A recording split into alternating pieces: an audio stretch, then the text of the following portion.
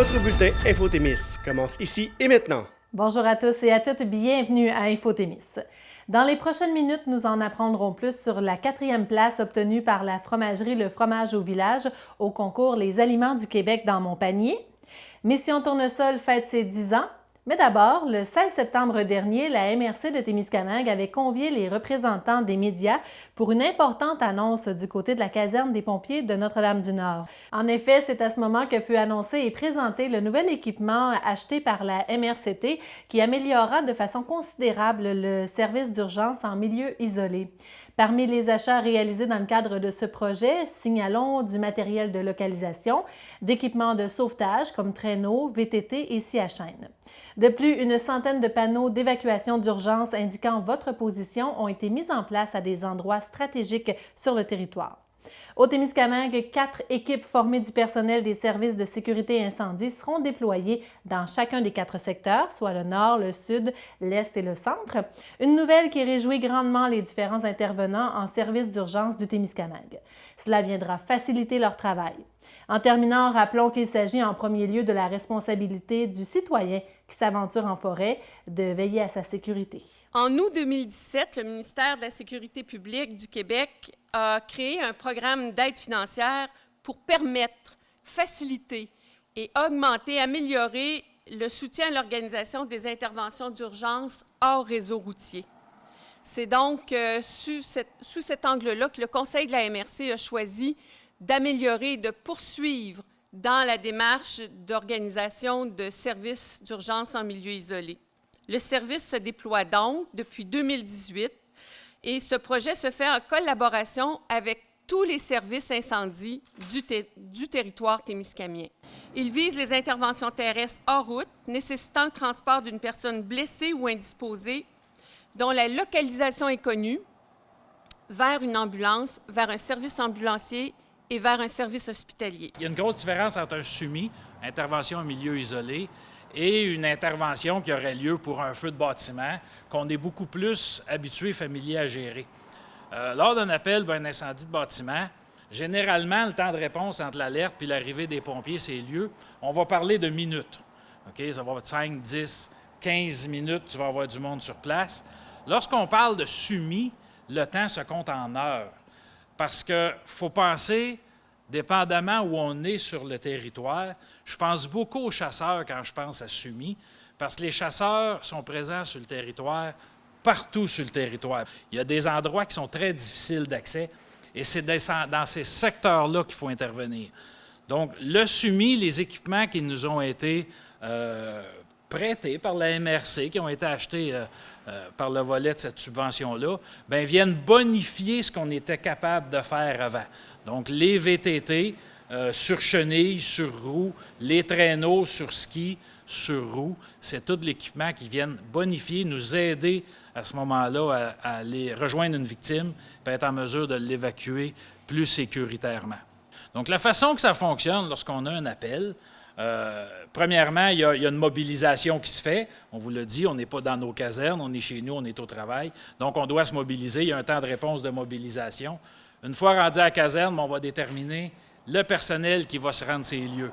Parce que contrairement à un incendie où on envoie tout notre personnel disponible, lors d'un SUMI, on va se limiter à 4 intervenants qui vont être déployés sur le territoire.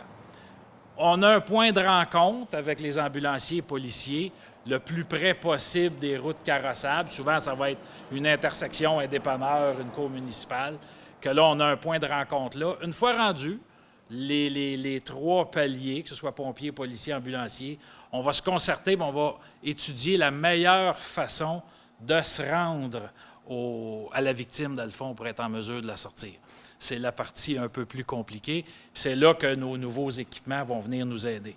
Donc, on a, en plus des VTT, on a raquettes, équipements de survie, boussole, GPS, tout ce qu'il faut pour passer du temps en forêt. Parce qu'il faut penser que ça peut qu'on ait un appel 7 heures le soir en plein hiver. Vous remarquerez, le soleil à 7 heures le soir en plein hiver, il n'y en a pas beaucoup. Donc, on s'attelle dans la grosse neige, le froid, le vent. Donc, ça peut être hasardeux souvent, ce genre d'intervention-là. Donc, on se doit d'être bien préparé pour avoir l'équipement nécessaire pour être en mesure de procéder à l'évacuation sécuritaire. Mais la responsabilité du sauvetage commence par le citoyen. Si le citoyen a bien planifié sa sortie, s'il est en mesure s'il est préparé à faire face à des premiers soins, à des évacuations, s'il a dit où ce qu'il allait, si on sait où, c'est toutes des choses qui font en sorte, ça va nous aider beaucoup. Ce qui nous aide le mieux, c'est quand il n'y a pas d'intervention, évidemment. Mais il y a des endroits, je suis chasseur moi-même, il y a des endroits très difficiles d'accès que faites juste penser comment c'est rough aller à vos sentiers, à vos chalets. Imaginez revenir blessé dans un traîneau. Je vous garantis des fois que la raille elle peut être longue. Fait qu'on vous demande d'être prudent, de faire attention. Puis santé et sécurité, bien, ça commence par vous autres. Quels équipements? D'abord, il fallait équiper les gens pour se rendre vers une victime en milieu isolé. Donc, les 4 roues, les motoneiges, les traîneaux les traîneaux de traction pour transporter une personne blessée ou une victime, des équipements de sécurité pour les intervenants, des casques, par exemple, les raquettes. On parle aussi d'équipements pour le bien-être des personnes qui vont jouer un rôle de sauveteur. Alors, des couvertures thermiques, etc. On veut s'assurer que les gens soient en mesure de bien faire un travail d'urgence en milieu isolé, qu'ils soient eux-mêmes protégés. C'est la première préoccupation qu'on a. Un sauveteur qui se met à risque n'aidera personne, alors que la personne, sa sécurité soit assurée et qu'ils aient tous les outils, tous les instruments requis pour faire l'intervention d'urgence. On a aussi doté le territoire de panneaux de signalisation qui permettent de localiser rapidement un endroit lorsqu'il y a une intervention d'urgence à réaliser. Et on a également déployé dans les camps de chasse et les baux de villégiature, on a géolocalisé ces différents sites-là pour, encore une fois, faciliter la localisation au cas où une intervention d'urgence est requise. Notre-Dame-du-Nord, ici pour le secteur nord, c'est les intervenants de l'Est pour le secteur Est, donc ils sont localisés à la Tulipe. Dans le secteur sud, c'est Témiscamingue qui dispose des équipements et pour le secteur centre, c'est à Ville-Marie que les équipements sont disponibles. Écoutez, en moyenne, là, pour l'ensemble du Témiscamingue, on va parler de 7-8 appels par année peut-être, répartis sur l'ensemble du territoire. Donc, personnellement, pour la caserne de Notre-Dame-du-Nord, c'est une moyenne de 1 ou 2 appels par année. Donc, non, ça ne fait pas une grosse partie de notre travail. Par contre, c'est une partie qui est beaucoup plus spécialisée puis complexe, étant donné les milieux isolés qu'on a en région.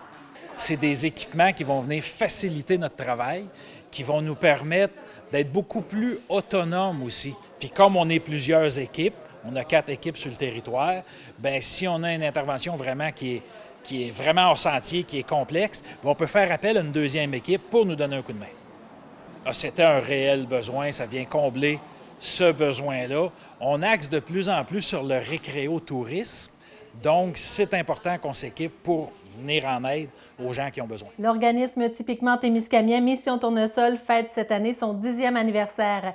La situation reliée à la COVID-19 pourrait laisser croire que les festivités ont été plus modestes que prévu, mais c'était bien mal connaître les bénévoles de l'organisme de croire que cela allait les arrêter. Cette année, les 10 ans ont été soulignés en remerciant les grands donateurs qui sont présents depuis les tout débuts. Le tout s'est fait sous forme de capsules diffusées à la fois à CKVM-FM Radio Témiscamingue et sur les ondes de TV Témis. Lors de notre rencontre avec Paul-Émile Barbeau et Micheline Lemire de Mission Tournesol, nous sommes revenus sur les débuts de l'organisme, les bons coups réalisés au fil des ans, ainsi que les services offerts par l'organisme et le nombre de personnes qui en ont bénéficié. Chez Mission Tournesol, on a deux comités. On a le comité conseil d'administration. Donc, c'est les gens qui gèrent l'argent, qui reçoivent, on reçoit les demandes, puis on procède là, à apporter l'aide nécessaire aux patients. Donc, le président, c'est Normand Dion, Annie-Claude Lavigne, qui est vice-présidente. Il y a Mariette Carrière, Ghislaine Bellemare, Huguette Gauvin, Marcel Baudouin, Martine Carrière, Diane Presso et moi-même, Micheline Lemire, comme trésorière. Et dans le comité de levée de fonds, il y a Jacques Lavigne qui est président, Paul-Émile Barbeau, vice-président, et les autres administrateurs, Carole Cholette, Martine Carrière, Stéphanie Hamel et Gina Bernèche. J'en suis un peu à l'origine parce que je travaillais au département d'oncologie quand Mission Tournesol a été créée, avec une membre fondatrice ici qui m'accompagne aujourd'hui. J'en profite pour peut-être faire une petite historique. On voyait qu'il y avait des levées de fonds au Témiscamingue qui se faisaient et ma conjointe, Carole Cholet, qui était intervenante psychosociale en oncologie, grattait des fonds de tiroir pour essayer d'aider des gens, puis elle ne trouvait pas les fonds. Alors, au niveau du département d'oncologie, lors d'une réunion du département, on s'est dit, ça n'a pas de sens. Les Témiscamingiens sont tellement généreux, il y aurait le droit à un retour de leur générosité. Alors, on a fait un seul appel à tous à l'époque au poste CKVM, et on s'est retrouvés le soir avec plus d'une quarantaine de personnes qui sont venues à l'hôpital. Et à partir d'une seule réunion, il y a un comité d'administration transitoire qui a été fait et un an après, tout était monté.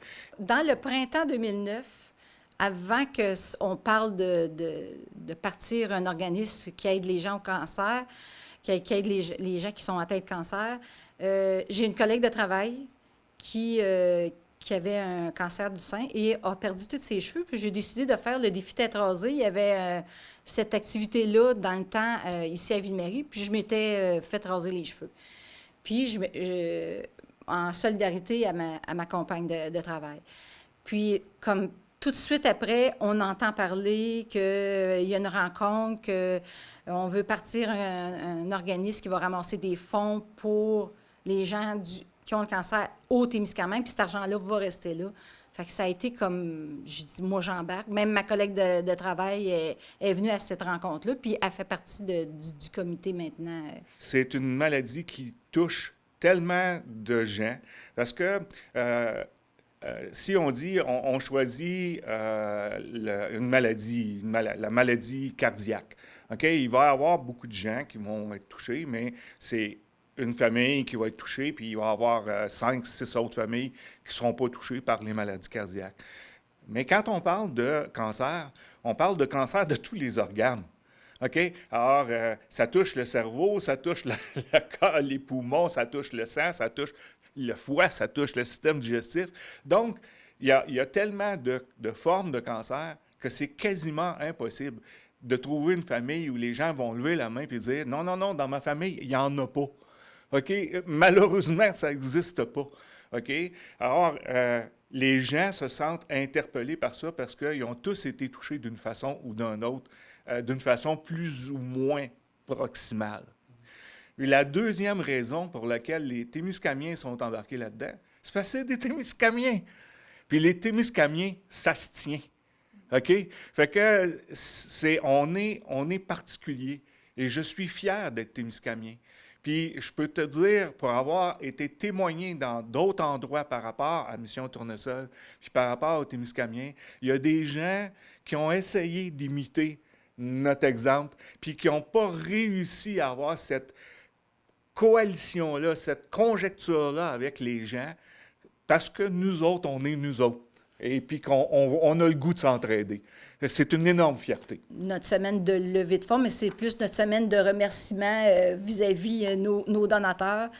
Puis on entend des capsules, justement, là, depuis une semaine et demie, là, genre des témoignages, mais de ces gens-là qui sont là depuis le début, ou en tout cas depuis longtemps. Et d'année en année, ils organisent des activités pour ramasser de l'argent pour Mission Tournesol. Les activités qui se sont faites, c'est l'idée des gens, eux autres mêmes, en fin de compte, de faire des activités. Puis il y en a qui se sont investis d'une façon vraiment plus importante que d'autres. J'hésite à me lancer à en nommer parce que j'ai tellement peur d'en oublier. Mais, tu sais, on a vu des gens, année après année, à ramasser des fonds d'une façon importante. Puis, d'ailleurs, cette année, oui, c'est notre 10e anniversaire. De toute façon, on voulait s'en aller sur une campagne de remerciement. Le COVID nous a encore plus motivés à s'en aller sur à appuyer plus sur nos remerciements parce qu'on ne pouvait pas faire des activités de rassemblement. Et actuellement, l'activité qui se passe actuellement, j'espère que les gens comprennent bien que Mission Tournesol veut affirmer sa gratitude envers les efforts que font tous les gens. On sait que nos commerçants sont continuellement sollicités pour toutes sortes de choses. On a toujours eu une collaboration hors du commun.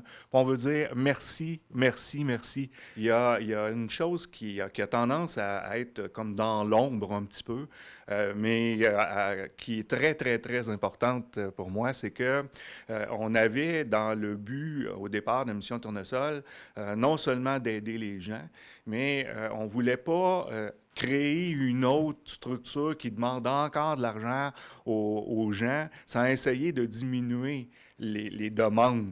Alors, on a appelé différentes organisations, dont la Fondation québécoise du cancer, qui, à ce moment-là, a accepté dès le départ de travailler avec nous autres, alors qu'on n'avait pas fait nos preuves encore. Et on a une espèce d'entente avec eux autres qui fait qu'ils ne font pas de levée de fonds à l'intérieur du Témiscamingue, mais qu'on prend une certaine partie de l'argent que l'on amasse et on l'envoie à la Fondation québécoise. Ces sommes-là sont utilisées à Gatineau, où 98-99% de la population qui a besoin de radiothérapie va. Et cette somme-là est investie dans le centre d'hébergement à Gatineau. On a un lien très fort avec eux et année après année, avec les sommes qu'on leur envoyait, le lien était tellement fort avec Gatineau que Gatineau a proposé à la Fondation québécoise que Mission Tournesol soit choisie comme membre gouverneur cette année. Et on a eu cet honneur-là d'apprendre que cette année, nous avons été nommés membres gouverneurs de la Fondation québécoise du cancer. Évidemment, il était supposé avoir une grande cérémonie. Le COVID encore voulant, ça a été remis. On sait qu'il y a quand même des activités qui pourraient être faites d'ici la fin de l'année. On comprend qu'il faut respecter ce qui se passe avec le COVID, mais le fait est que, grande fête ou pas, nous sommes membres gouverneurs de la Fondation québécoise du cancer. Puis je pense que quand je dis ça, ce que je veux que j'entende, c'est que chaque personne qui a donné à Mission Tournesol fait partie de membres gouverneurs à la Fondation québécoise. Je pense que c'est un honneur qui rejaillit sur tous les Témiscamiens. Le plus beau coup, là, c'est toute l'aide qu'on apporte depuis 10 ans à nos Témiscamiens et Témiscamiennes qui sont atteints de cancer. Je peux vous dire, aujourd'hui, après 10 ans, on a aidé plus de 500 personnes. Puis, on est rendu à plus d'1 demi-million qu'on a remis en aide financière, que ce soit en aide à la maison, à toutes sortes d'aides. On a plusieurs services qu'on offre. Là, bien, on est rendu à... Fait que je pense que ça, c'est notre plus grand coup. Bon coup. Il y a aussi, c'est sûr qu'on a 2 chambres de soins palliatifs à l'hôpital de Ville-Marie. Donc, ça allait de soi qu'on voulait y donner une couleur un peu... notre couleur. Puis en 2013, on a fait un premier investissement. On avait acheté tout le mobilier des 2 chambres de soins palliatifs de l'hôpital de Ville-Marie. En 2015-2016, on a acheté un premier lit adapté pour aller dans ces chambres-là. C'était un lit qui était un peu plus large, qui permettait, mettons, à un conjoint ou un enfant, un parent, de pouvoir être plus près en fin de vie des personnes. Le deuxième investissement qu'on a fait, c'est un autre lit, un deuxième lit qui est vraiment bien adapté parce qu'il y a une espèce de matelas gonflable qui est bien aidant contre les plaies de lit. Et il fait aussi comme un lazy boy. On peut tout le monter, puis fait que les gens, on n'a pas besoin de trop les déplacer, puis ils peuvent s'asseoir assez aisément dans ce lit-là. Puis cet investissement-là, on l'a fait aussi en collaboration avec d'autres organismes. On n'était pas seul à acheter le lit. Il y a eu la Fondation Philippe Chabot Il y a eu les auxiliaires bénévoles de l'hôpital Sainte-Famille et aussi la fondation du centre de santé qui s'est joint à Mission Tournesol pour faire l'achat de ce 2e lit. C'était un coût de 15 000 $. Et vu que c'est notre 10e anniversaire, on avait le goût encore de faire un cadeau à nos chambres de soins palliatifs, mais là, il est arrivé ce qui est arrivé. Alors, mais on a des projets pour un peu revamper, puis donner un coup de jeunesse aux 2 chambres, puis peut-être éventuellement un autre lit, parce que le premier lit, bien, il y a de l'âge, puis fait que le 2e lit qui est vraiment plus adapté pour les soins de fin de vie, on aimerait ça en avoir un 2e, fait que c'est un projet là, qui s'en vient. Là. Bien, pour faire des dons, on peut, comme c'est dit dans la publicité, envoyer un montant chez Champagne, Guimont et Associés, là, les comptables, et le don va automatiquement parvenir à Mission Tournesol. Mais on peut aussi aller sur le net à Mission Tournesol. On va arriver sur le site de Mission Tournesol et on clique sur « Faire un don » et on peut faire son don de cette façon-là. En 2010, ça a pris quasiment 1 an avant vraiment de mettre en place puis de voir c'était quoi les besoins qui étaient vraiment nécessaires et immédiats. Puis une fois qu'on a établi, parce qu'on a établi ce qu'on voulait faire, bien, ça a été l'année d'ensuite qu'on a vraiment commencé à apporter de l'aide. Au début, c'était beaucoup les frais de déplacement. Ça, c'est sûr. Fait qu'on continue aussi dans ce sens-là. C'est peut-être notre plus grosse dépense comme telle, c'est les frais de déplacement. Après ça, il faut manger.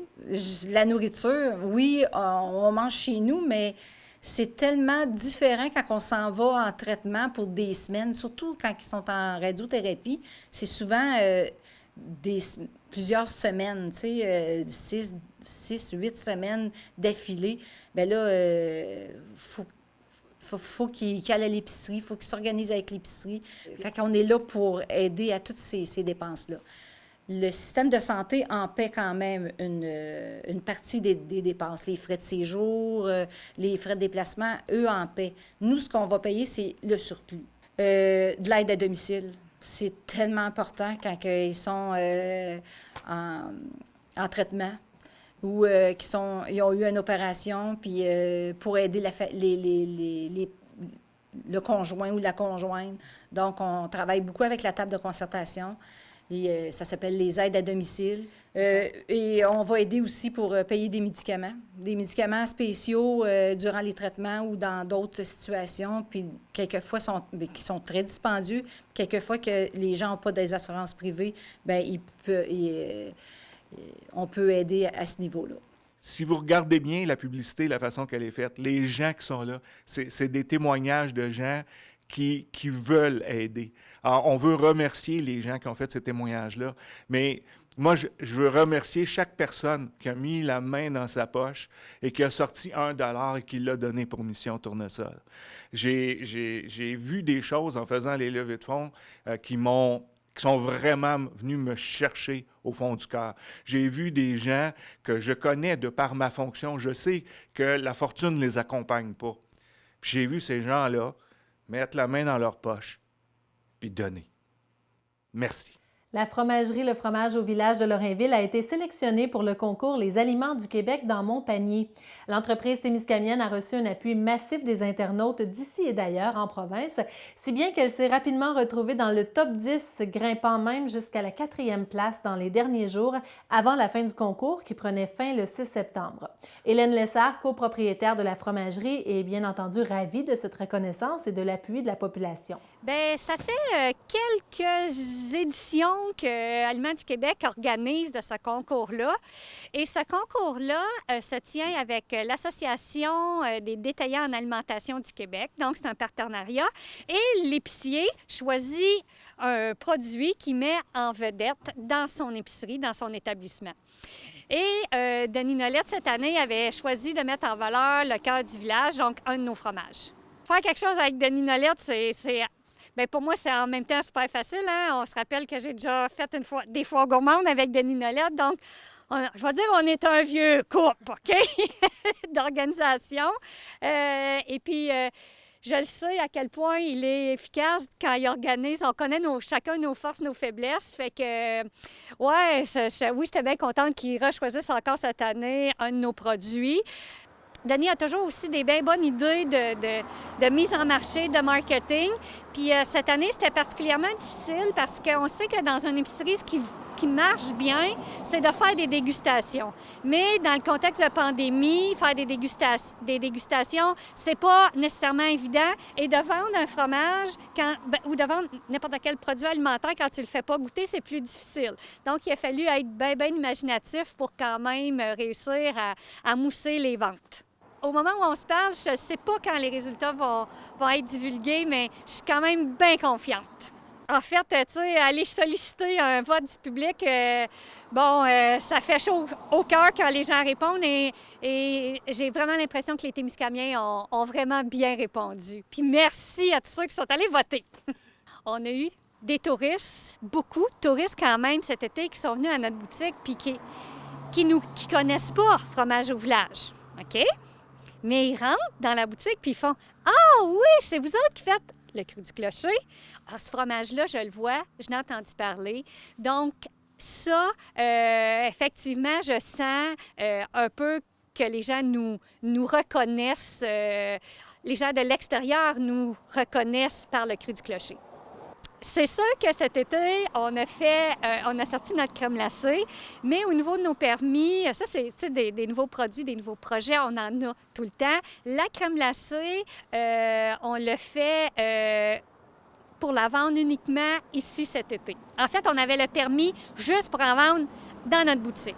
Donc, pour l'été prochain, parce que là, la crème glacée, on ne vend pas ça en janvier quand même, donc, je veux travailler à avoir notre permis pour pouvoir vendre ailleurs et distribuer ailleurs. Là, en ce moment, les clients ils attendent après moi, OK, que j'aille ce permis-là. Donc, j'ai c'est pas des affaires bien glamour, travailler à ce qu'au niveau de l'inspection, que tu puisses vendre ailleurs, mais il faut le faire pareil, tu sais. Fait que j'ai ça à travailler pour ce produit-là. Mais effectivement, on travaille des nouveaux produits. Et là, je ne sais pas nécessairement à quelle vitesse ça va aller, tout ça, pour les nouveaux produits. Des fois, on attend l'argent, pour acheter d'autres équipements, mais on a effectivement bien des nouveaux produits. Puis pendant le temps de la pandémie, moi, je n'ai pas visité beaucoup les clients, fait que ça nous a permis de faire avancer certains projets. Par exemple, on a notre permis de boisson, un peu comme un épicier, pour vendre ici à la boutique, ce qui fait que là, j'ai les bières de nos microbrasseries régionales, là, locales et régionales, et aussi les produits de Domaine des Ducs et les produits de Verger des Tourterelles qui peuvent être vendus en épicerie parce que ça dépend du taux d'alcool. Fait que ça, c'est des petits projets qui ont quand même cheminé, mais au niveau des nouveaux produits, là, ça s'en vient. Bien, c'est toujours bien intéressant quand on parle de nous, que ça n'a pas été... tu sais, moi, j'ai pas approché ce journaliste-là, cette journaliste-là. Donc, c'est toujours bien le fun quand les gens ont entendu parler de nous puis qu'ils font un article sur l'Abitibi-Témiscamingue, sur le Témiscamingue, puis là, ils font « Ah, bien, il faut absolument que je parle de fromage au village » ou d'un de leurs produits qui était le cru du clocher, celui-là, donc pour cet article-là. Mais oui, ça... Et ça contribue à ce que quand les touristes passent ici, ils arrêtent chez Fromage au village ou ils achètent nos produits dans nos épiceries. Et ça, c'est bon, là. C'est bon pour la fierté, mais c'est aussi bon pour l'économie, là. Voilà ce qui complète Infotémis pour cette semaine. N'hésitez pas à communiquer avec nous si vous avez des informations à nous partager. Aussi, je vous invite à suivre notre page Facebook pour voir nos reportages en primeur ainsi que du contenu exclusif chaque semaine. De plus, visitez notre site internet témis.tv pour avoir tous les détails de notre programmation. Ici Nadine Jutras, merci beaucoup d'avoir été là et à la semaine prochaine.